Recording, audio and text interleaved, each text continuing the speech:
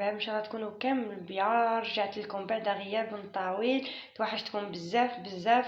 وراني نشوف القناه نتاعي بدات تطلع، نحمد ربي ونشكرو ونشكركم نتوما ثاني بفضلكم. رجعت لكم اليوم بواحد لا فيديو سهله، اللي هي كيفيه العلاج السعال عند الاطفال، سواء للاطفال الصغار او للكبار. كيما راكم تشوفوا عندي هنا حبه بصله، راني درتها في الروبو كيما راكم تشوفوا. درتها ورحيتها، شوفوا رحيتها. سمحوا لي ما صورت لكمش من البدايه. كيما قلت لكم عندي بصله رحيتها، وشوفوا راني درتها في الصفايه. راح نحيلها، انا نحتاج غير الماء تاعو، نصفيو كامل الماء ونعاود نرجع لكم.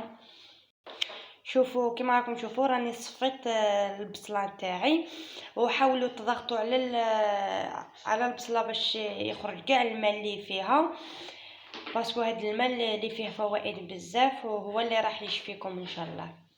والحاجه اللي راح نضيفها للبصل تاعنا، نضيفوا 2 غرف تاع العسل يكون حر، واللي ما عندوش ممكن يستغنى على العسل ويستخدم السكر الناعم العادي.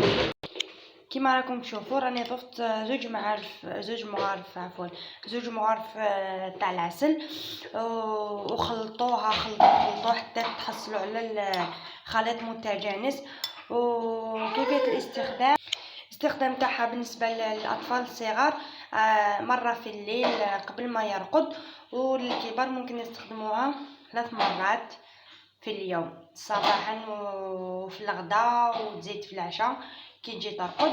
ونتمنى تعجبكم الوصفه تاع اليوم وجربوها، والله ما تندموا عليها. وان شاء الله يعجبكم الفيديو تاع اليوم، والسلام عليكم في الفيديو واحد اخر ان شاء الله.